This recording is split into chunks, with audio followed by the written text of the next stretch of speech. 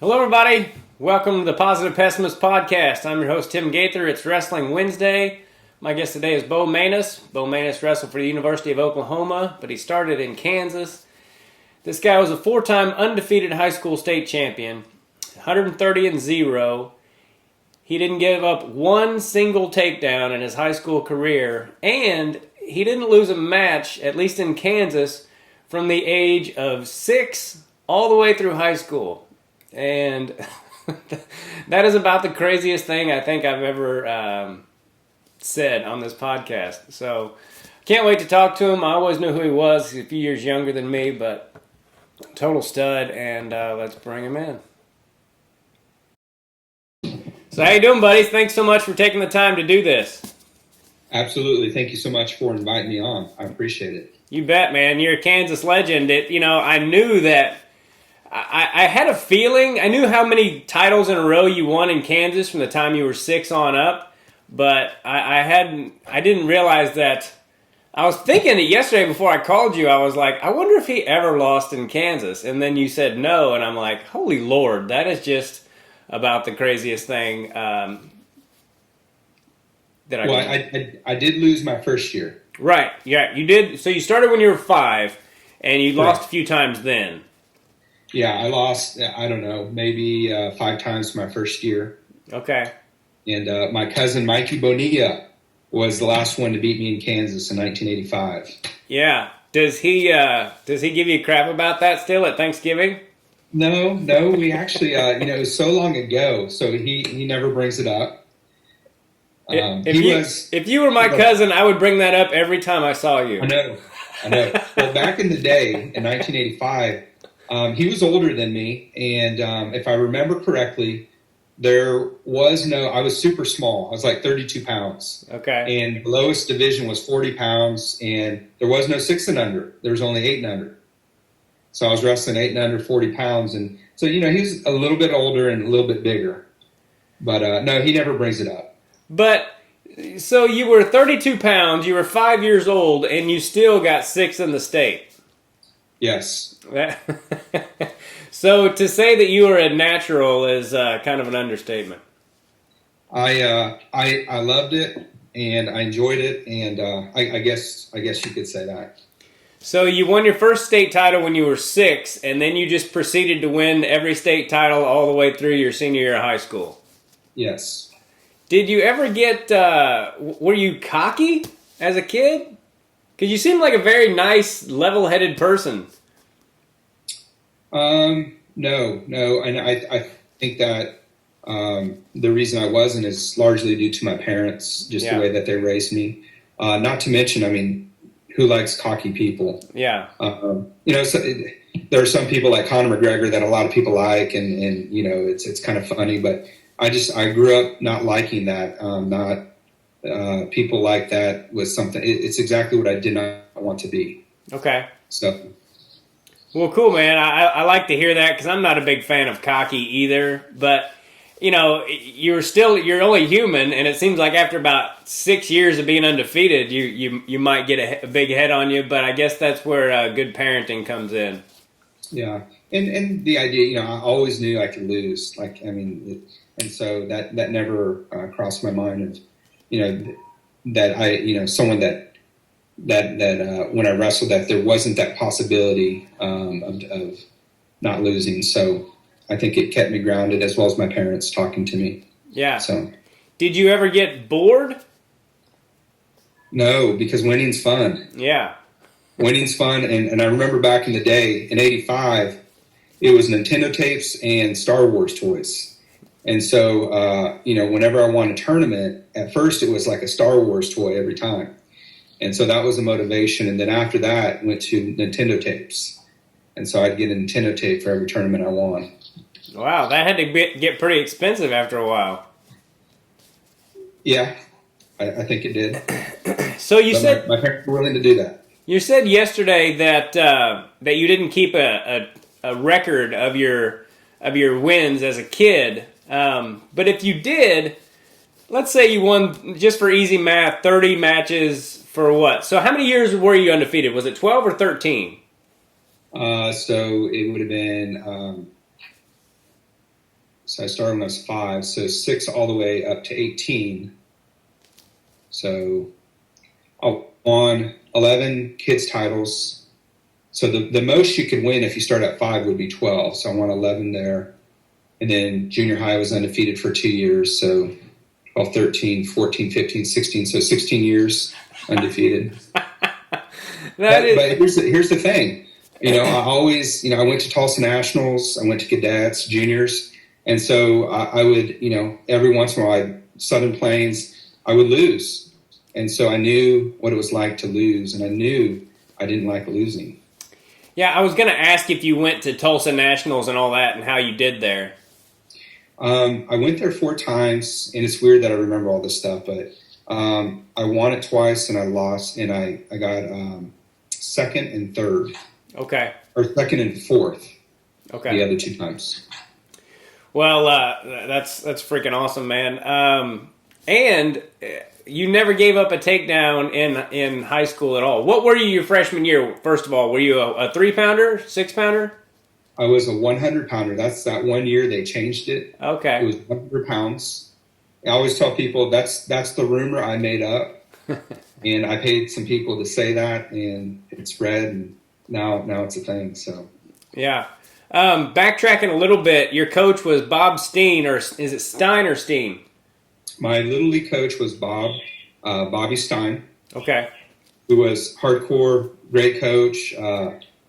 He was pretty hard on us, and he made sure that we were making practice, that we were working hard, and then in high school it was Bob Workington. Okay.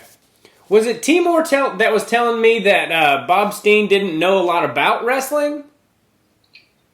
He wasn't highly technical. Okay. He knew his basics, and we drilled those a lot. A lot of push-ups, a lot of little things like that. But I mean, I remember going to practice. I felt like every day, rather than like 2 days a week, 3 days a week. Felt like every day, not throughout the whole year, but obviously just wrestling season. But he was hardcore, and Timor is someone that I really, really looked up to when I was young. Yeah. He's older than me. I'm trying to think, maybe, 6 years older than me, maybe something like that. Yeah. I remember him coaching me a little bit at Cadet Nationals, and he's someone that I always looked up to because he was humble and he was intelligent and a great technician, and he was someone I looked up to. I think Timor also told me, and I might be wrong on this, but I think he said that Salina Kids was the toughest practices he ever had, even including Division I and everything. Bob Stein was hardcore. I mean, he was. I give a lot of respect. I mean, I have a lot of respect, and I give a lot of credit to Bobby Stein for the way that he did things. Like I said, not super technical, but the fundamentals and drilling it over and over.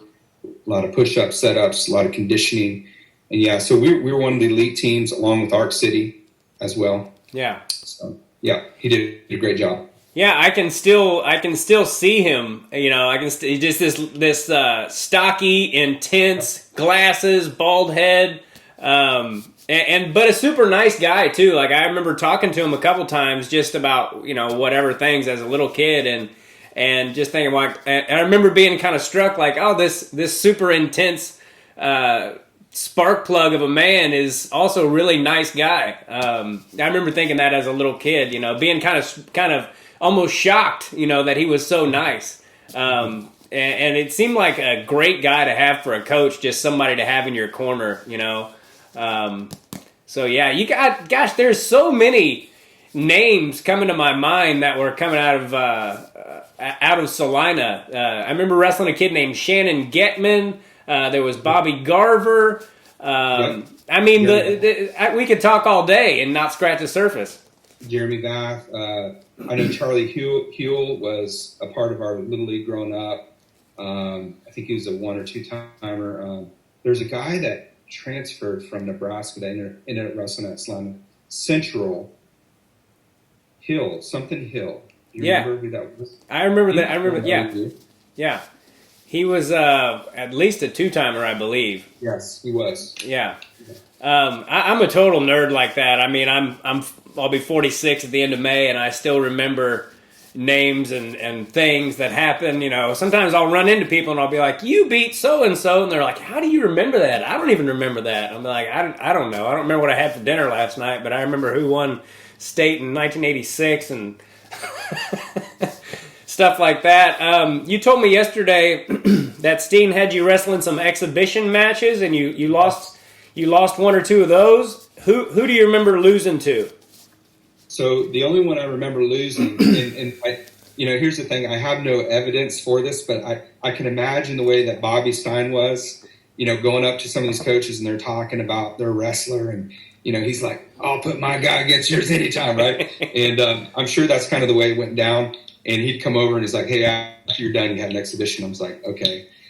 So I remember, and I don't know if these guys remember it, and I feel bad if they don't remember, but as you know, but what I remember is wrestling Travis Vanderveer of Arc City, who was a 3-time state champ. I remember wrestling Zach Roberson. I remember wrestling Brandon Fitzenmeyer. Is that how you pronounce that? I think so. Okay. And he was like a 2 or 3-timer, 4A, Clay Center. He was the one that beat me, Brandon was. But if I remember correctly, I was 72 pounds, and I think he was wrestling 88. Okay. And so, yeah. And I think he beat me in overtime. Okay. So did they did that like at these regular tournaments? They just be like, "Hey, you want to go wrestle on mat 4 or whatever?" And they would actually have overtime? You know what? Here's the deal. I think I still have the tapes, and these are old school tapes, and I remember watching them back in the day.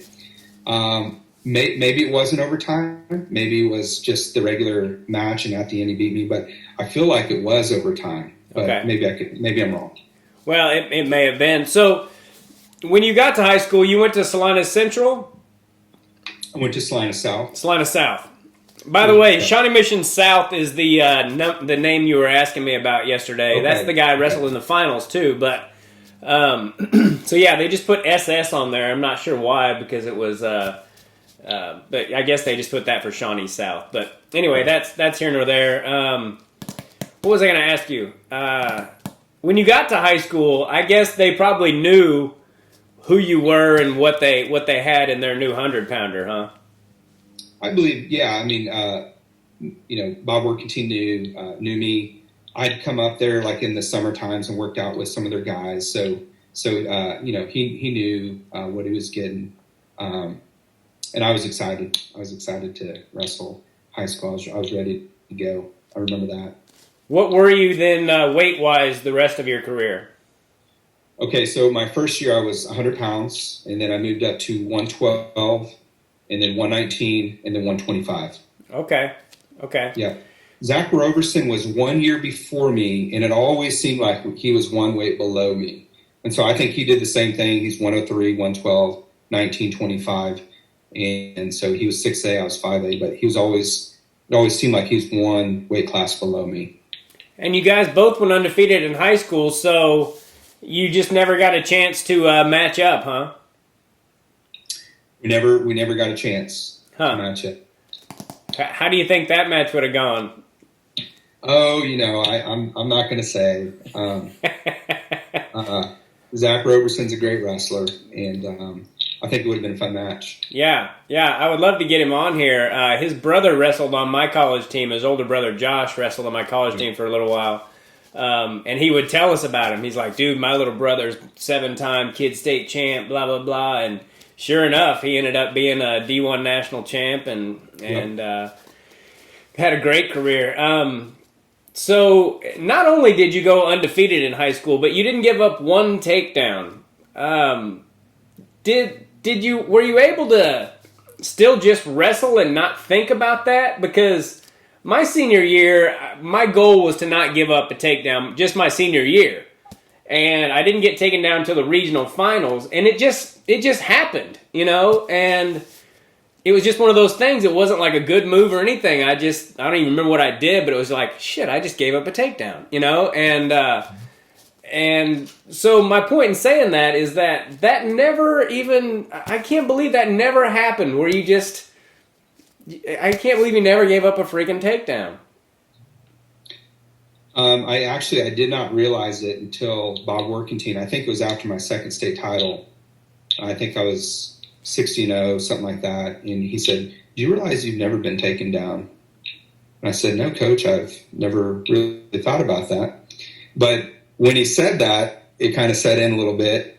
And then I did think about it from my junior year and senior on. I did think about that. Yeah. Did you ever get close, I imagine? Oh, yeah. Yeah, there were, I think, I remember specifically 3 times where I almost got taken down. One was my senior year. I was wrestling Dusty Spalding, 4-time state champ, went to Nebraska. We were at the Newton tournament, and he got in on an outside single. He brought it up, and we got in a scramble. He almost took me down there. I think I beat him 6-0. And then I remember there was a kid from Capon that almost took me down, as well as a kid from Clay Center. I'm trying to think of his name. He was a state champ from Clay Center who almost took me down. Okay. I mean, it was close. I remember 3 times. Sorry, dude. It's so funny to me. Like, I remember I almost got taken down once.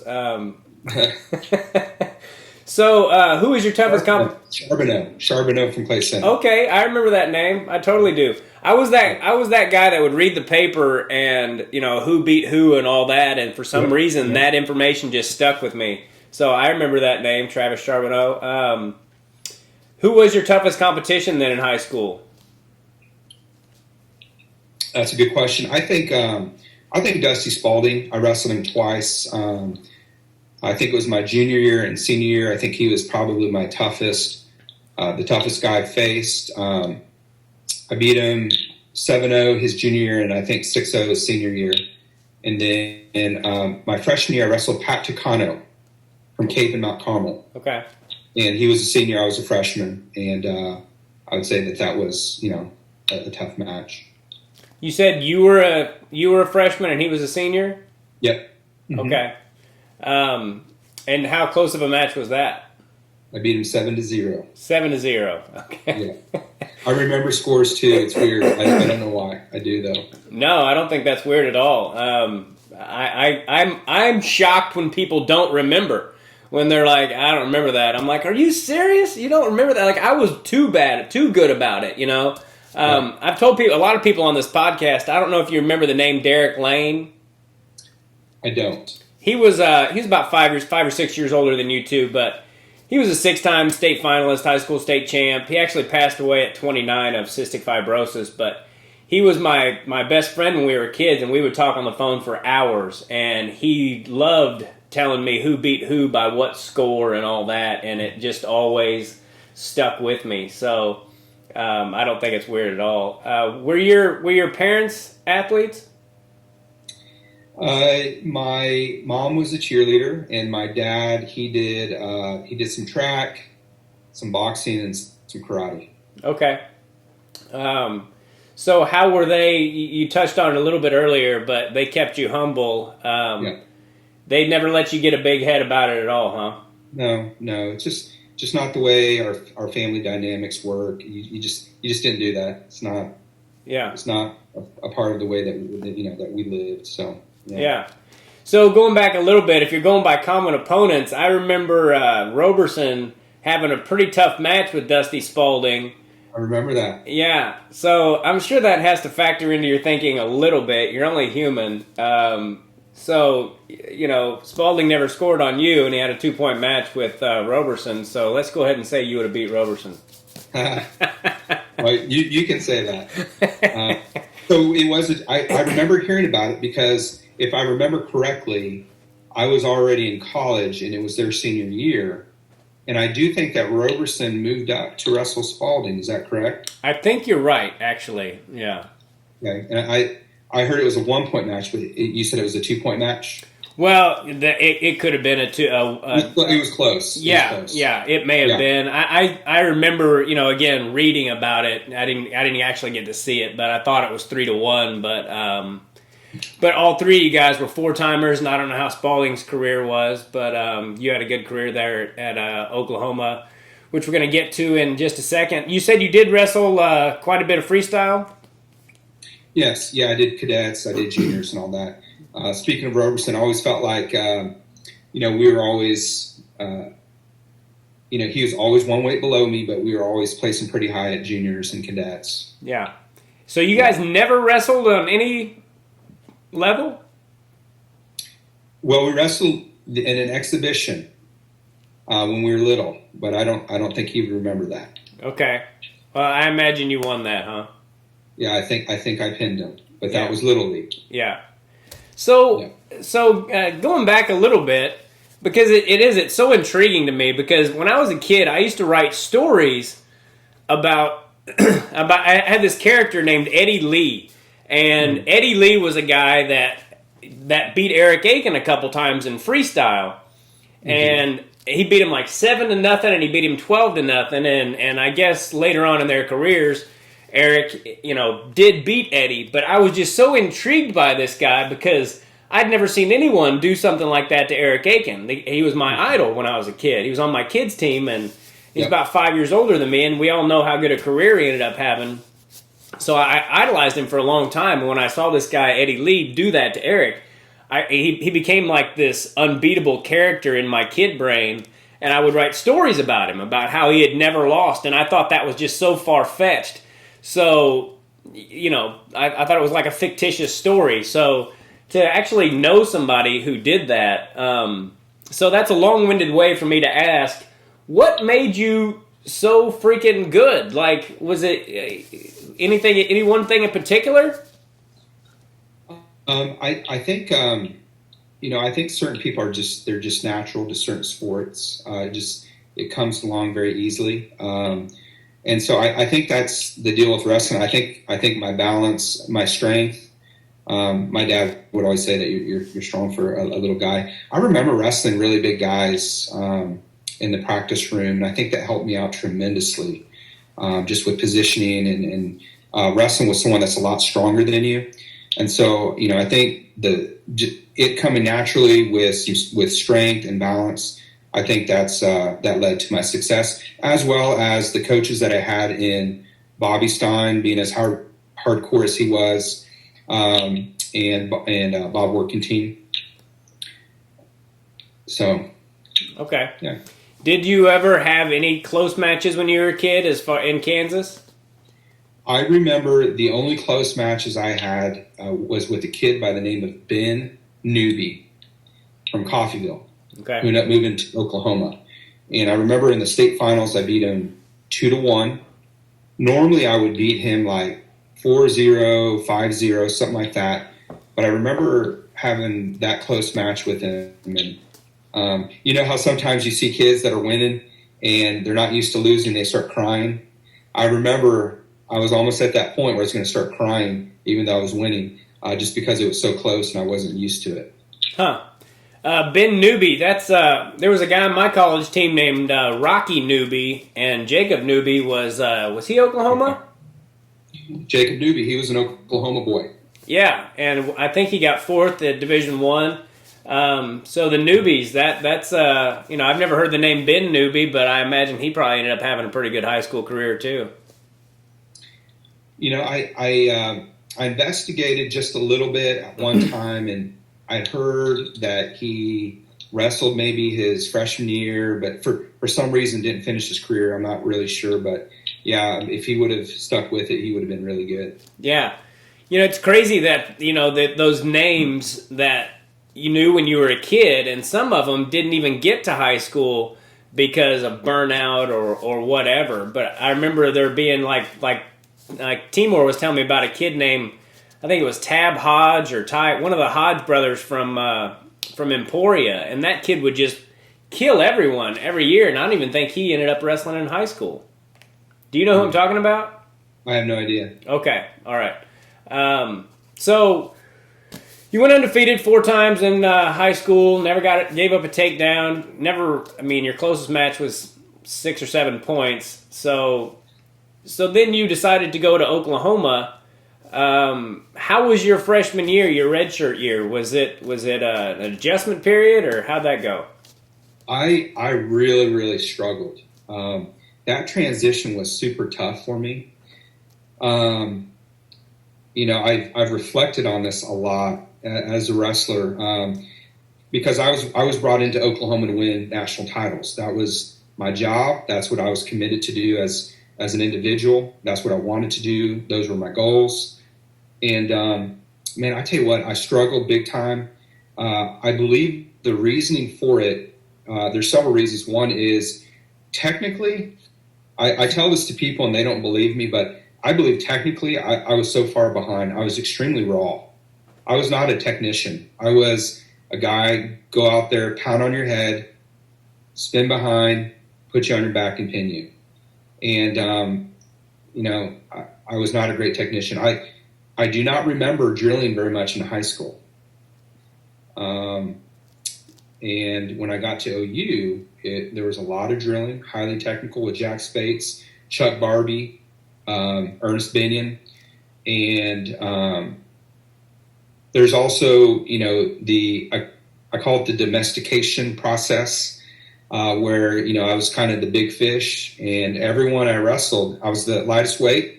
And so imagine this, being in a group with Michael Leitner, Whit Durden, 4-time state champ, Whit Durden from Georgia, national champ. Whit Durden was a 2-time All-American. Michael Leitner was a national champ. And just, some days not getting a takedown.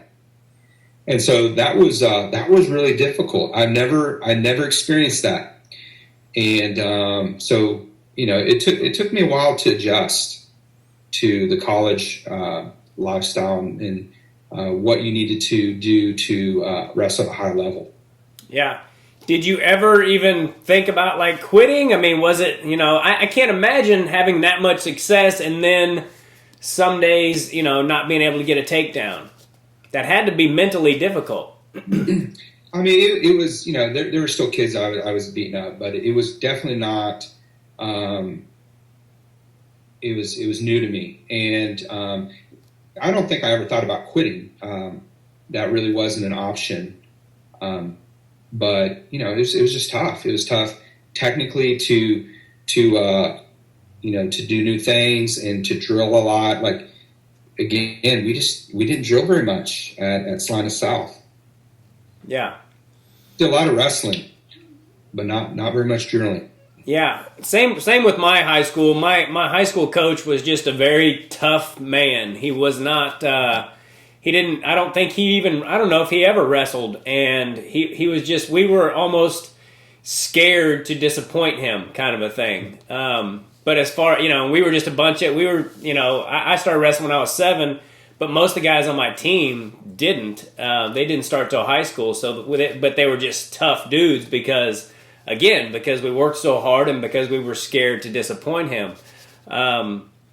So how long was it before you, how did you do your redshirt year? So my redshirt year, I was behind Shane Valdez, who was a 3-time All-American for OU. His twin brother, Dane Valdez, both California boys. I competed well with him.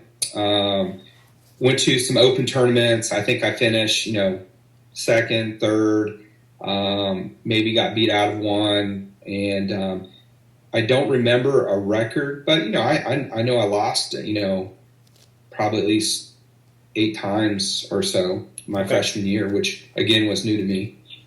Yeah. I remember specifically my offense.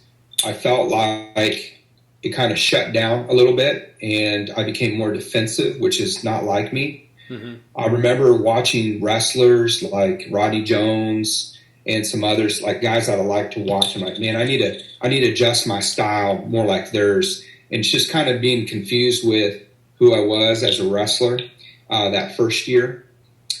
And I would say it was about my second year in is when things started to,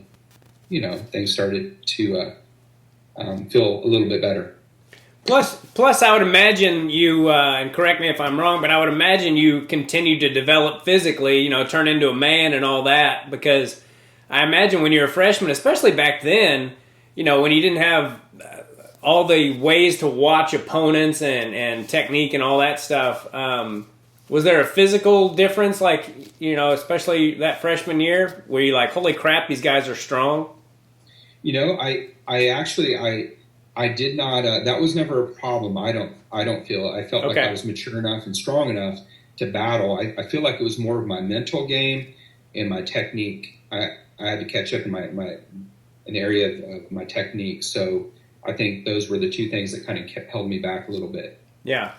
Did you ever? This was before cell phones. You couldn't just shoot Timor a text. But did you ever talk to Timor about any of that stuff? No. We didn't keep in touch. I just remember when I was young, as well as going to cadet nationals, where he was one of my coaches, and just the words that he spoke and the way that he spoke, was never, yelling or anything like that. I just continued to look up to him. I never reached out to him to talk about it. Okay. He would have been a good person, though, to talk to. Yeah. Timor's he's just a great person. He sent my mom something, because he's in the medical industry, and he sent my mom something that helped her out, and my sister, and this is when we had just started talking again after I hadn't talked to him in God knows how long. Just a super nice guy, and what a freak athlete Timor was. His senior year, he was hurt until like the regionals, and then he just won regionals and stayed. And there were guys that thinking they were going to win state that year because Timor wasn't there, and then he shows up at at regionals, and mollywops everyone. I remember. I'm like this young man in that big Coliseum, and I remember him wrestling Justin Ware. Do you remember that? Oh, well, I remember that's the only guy he lost to in high school. I didn't get to see it, but yeah, I remember seeing a guy I looked up to, losing that match. It's kind of like what you talked about earlier. Like, I thought Timor couldn't lose, right? And I remember seeing him lose to Justin Ware, which Justin Ware was a freak. Yeah, he was. He had the ability to do some pretty amazing things if he would have continued wrestling. Yeah. He was another one of those guys.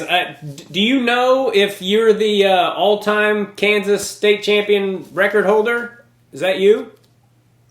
Like kid state titles? Or yeah, just kids all the way through high school. Because I know you and Ware were pretty close as far as that goes. He won 9. I remember it because as a little kid I was trying to beat 9. 9. Wait a minute. Maybe it was 8. It was either 8 or 9. Okay. And I remember that was the goal, to beat 8 or 9 titles. And so I know that I hold the record for kids titles.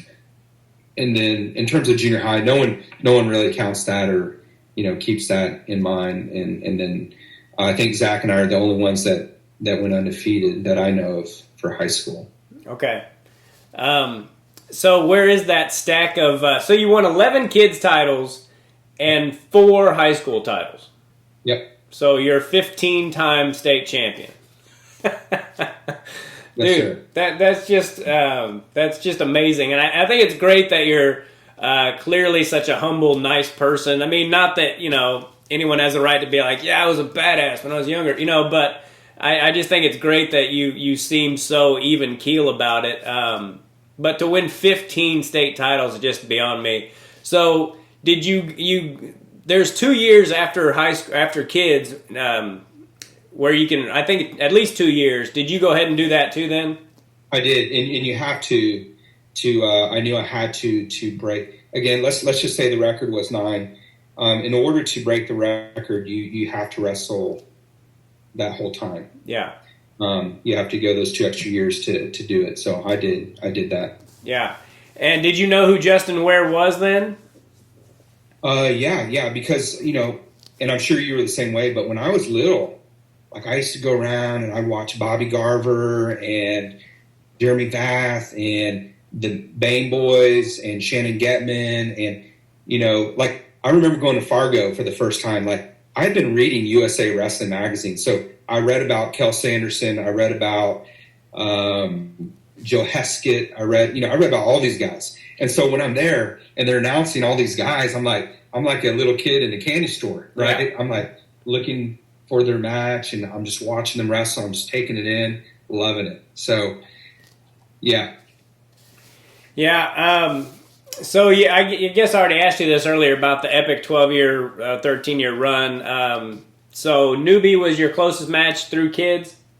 Yeah. Okay. And how many kids do you have now? I have 3 kids. I have two boys and 1 girl. Okay. Are any of them wrestling? They all wrestled at one time. Okay. My girl was the meanest of all of them, which is a funny story about her. But yeah, they all wrestle. She doesn't wrestle anymore. But the funny story with her is she said, "Hey, I want to do practice a little bit." And I said, I don't know about this, because I really didn't want her to wrestle. Yeah. And so I said, you know what, I'm going to let you wrestle, okay? Go to practice. And so she started going to practice. And next thing I know, she's like, hey, when do you think I can wrestle in a meet? And I said, well, let me think about it. And I said that just to kind of hold her off, right? So I found out from the coaches that like every practice she was going in and saying, hey, did my dad sign me up for the meet? Did my dad sign me up for the meet? And so finally I said, all right, I'm going to sign her up for one meet to wrestle some girls. And I signed her up, and she pins everyone and gets first. And she's like, can I go to one more? I said, okay, one more. And so she pins everyone and gets first. And so I think she got second that year, lost in the state finals. And so, she wrestled about 3 years, and then she hung it up. Okay. Well, yeah. It's too bad she didn't keep going, because women's wrestling is really blowing up these days. And your boys, how long did they wrestle, and did they enjoy it?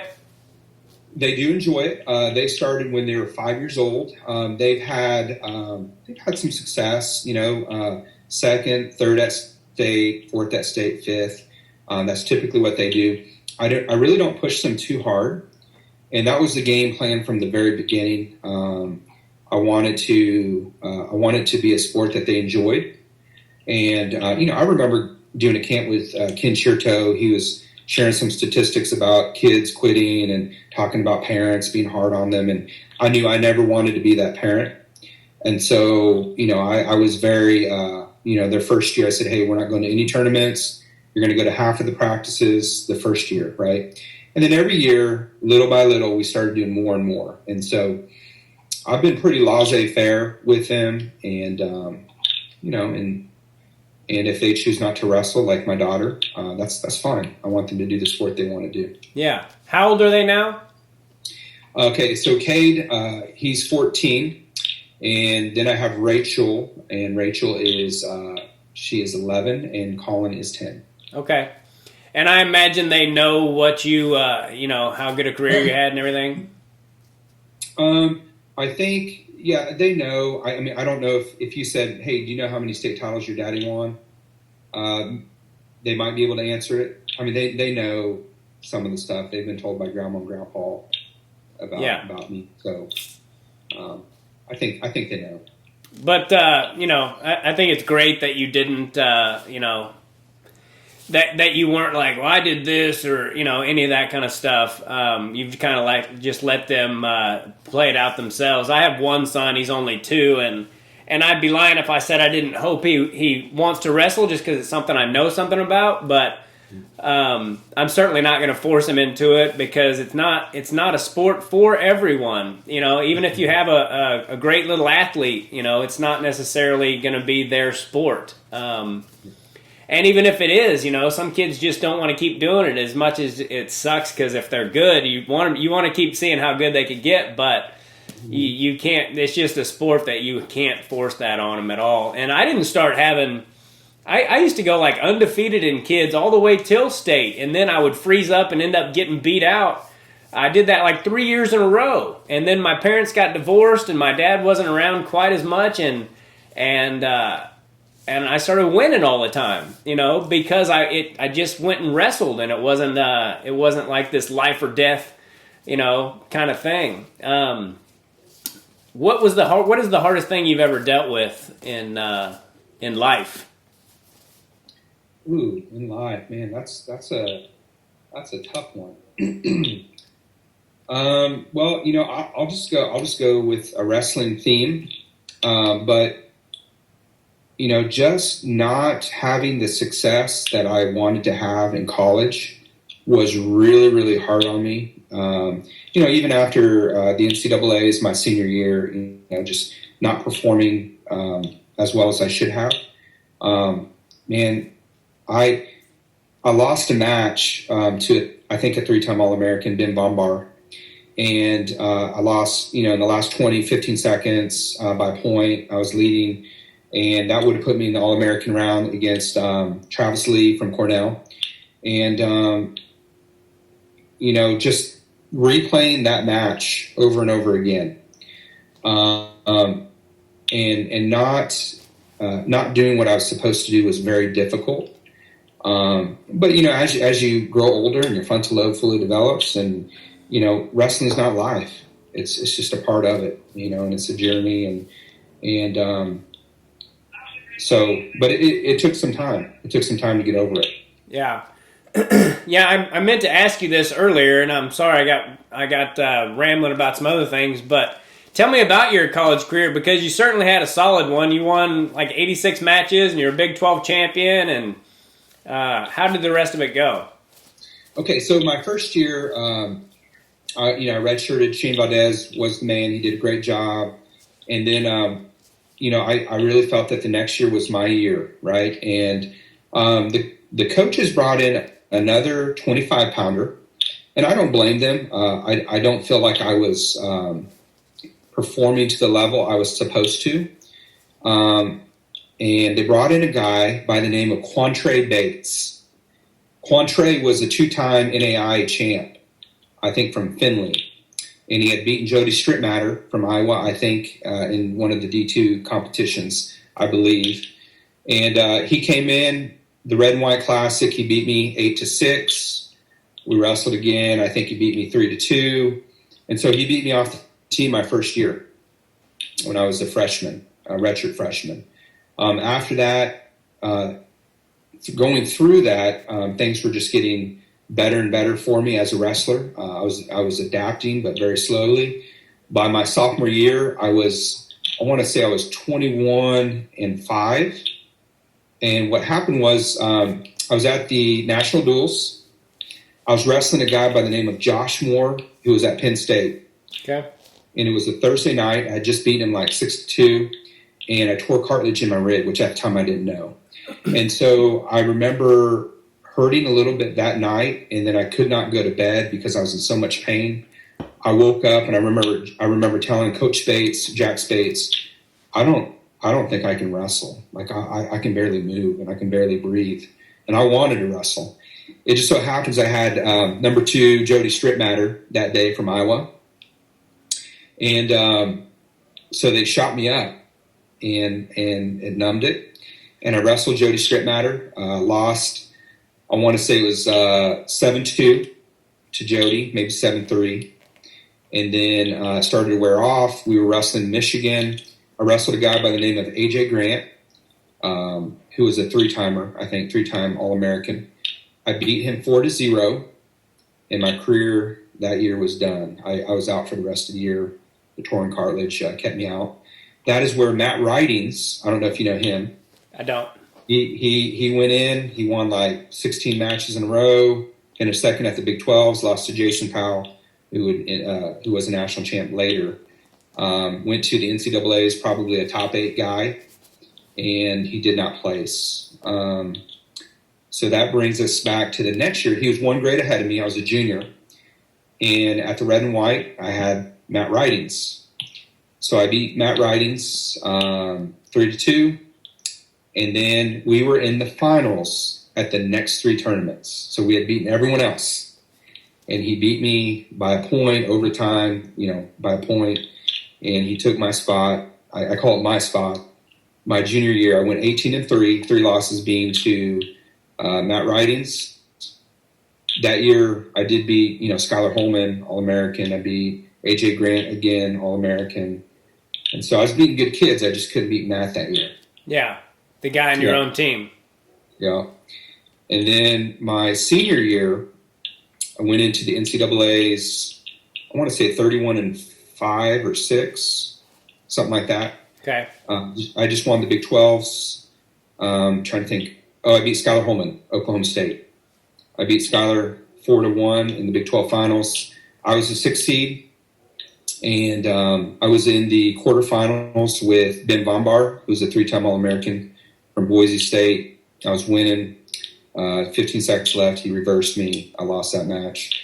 Put me in the back with a wrestler that I really felt like I didn't match up well with, and that was Nick Simmons, who was a 4-time All-American, Olympian, and he beat me 6-4, and that put me out of the tournament. Huh. Yeah, Nick Simmons was freaking great, man. He is arguably the best high school wrestler there's ever been. I mean, that guy, I think he was like 215-0 in high school and had like 160 pins or something crazy. And yeah, I remember watching some podcast that he was on, and the guy goes, "Are you the best high school wrestler ever?" And he goes, "Well, you tell me." And then he rattled off his stats, and he very well may have been. So if you're going to lose to somebody, so that was pretty heartbreaking for you, I imagine, then, huh? Losing in the blood round. It was devastating. Yeah, it was devastating for me. Yeah. How long did it take you to get over that? It took me years. Because if I'm being honest, like there's a part of me that I think like the shallow part of me, within the wrestling community, I'm not going to be thought of, as a great wrestler, and that kind of hurt. And and then growing up, it's like it's who cares, It's just a part of life, and wrestling's not life. And when you have a friendship with another wrestler, one could care less about how successful you are on the mat. It's always about the character and one's character, and are they humble, and are they grown as a human being? That's really what life's about, right? Yeah. So yeah, but it took me some time. Yeah, I imagine it did. But I imagine it also has helped you as far as being a father, like knowing what's important. And I've seen, going back to what we were talking about with the kids getting burned out, I've seen parents and some of the things they've said to their children after they've lost and that kind of thing. I cringe for them. I'm just like, man, I can't believe you could say that to your own child. So, and it sounds like your parents did a great job with all of that. Do you have brothers and sisters? Did they? I have 2 sisters. Okay. And one of them wrestled for a little bit, like 1 year, not much success. And then she did well in soccer. The other one really didn't play sports. Okay. Was 125 tough for you to make in college, or did you stay?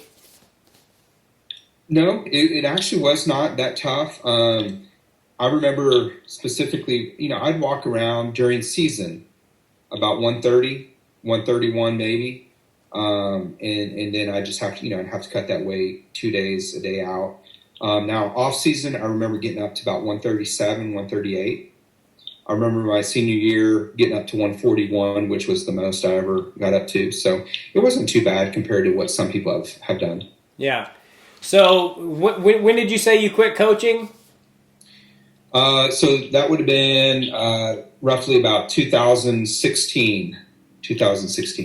Were you still wrestling with the kids in 2016? You better believe it. Yeah? Yeah. I got to, man, it was fun. Like when I came here to Norman High to teach, I taught history.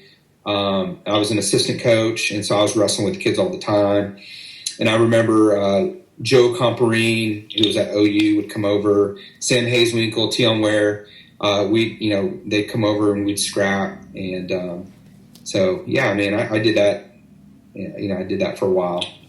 So did the kids at your school know that you were a stud at Oklahoma and that you were a 15-time state champ? I think some might have. Some probably did, but it was probably the parents telling them, Yeah.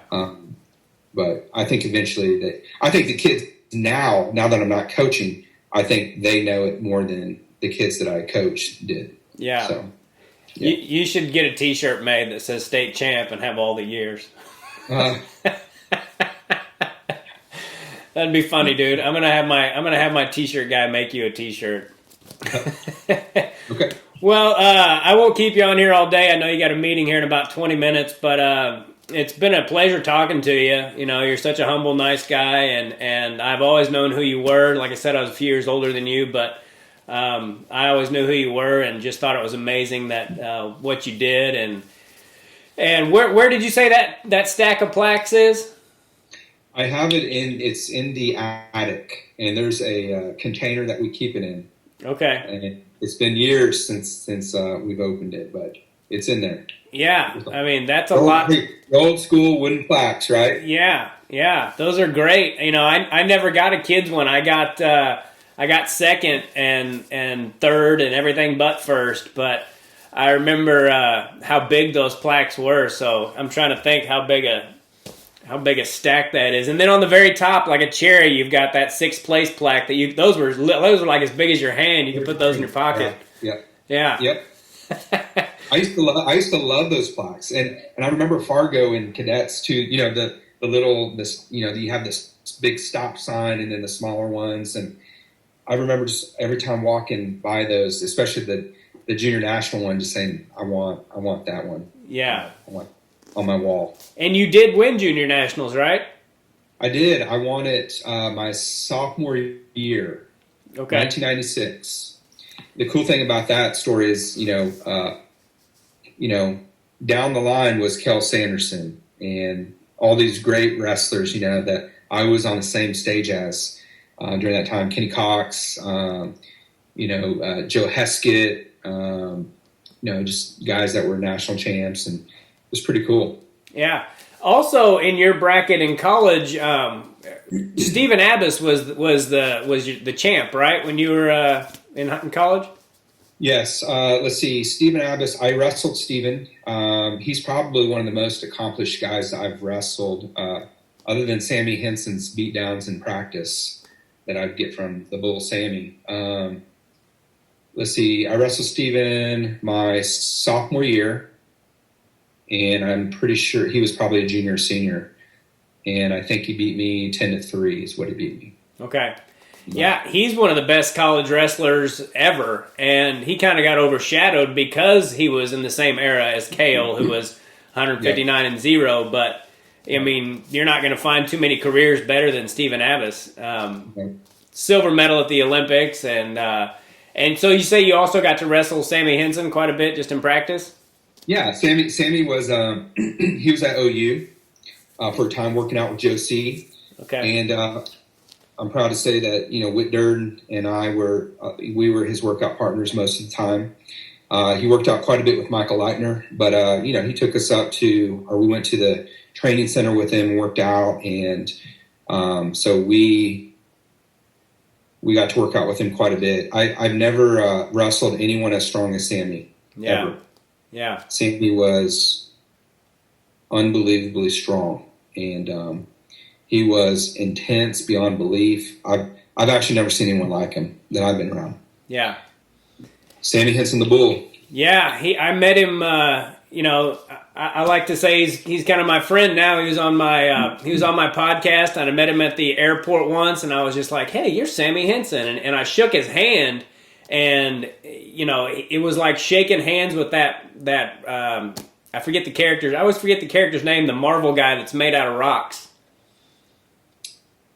Trying to think who that would be. Not Iron Man. I think it's the Thing. Okay. Yeah, that's who I feel like every time I've shook hands with Sammy Henson, I feel like I'm shaking hands with the Thing. I mean, he's just that guy is just made out of like leather or something. He's just a freaking like leather and rocks. That's Sammy Henson. I've seen that guy put some beat downs on some pretty impressive guys. Yeah. And then he won, or he got a bronze medal at like 36 years old, which is just, there's only been a few guys in history that have done that. So that's the coolest thing about doing this podcast for me. It's not making me famous or anything, but it's something that, maybe someday my boy will watch, and I've had all these legends on, and you're on that list now, and I really appreciate you coming on. Is there anything you want to say before I let you get out of here? No, man. Just thank you so much for allowing me to come on. I I love the sport of wrestling as you do, and it's an honor and a privilege to come on. And I appreciate what you're doing, and I think it's really cool.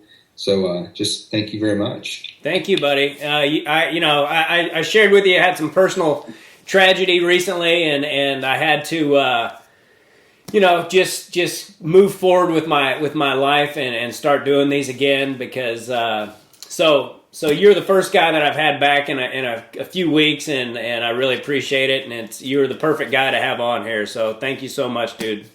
Well, it was a privilege, sincerely, and again, I'm sorry about the loss, and I just thank you so much for allowing this to take place. It's a great thing that you're doing. You bet. Wrestling is awesome. Yeah, it's the best sport in the world, and I'll be working in Oklahoma City in June, so I'll make sure and hit you up and get you some tickets to my show.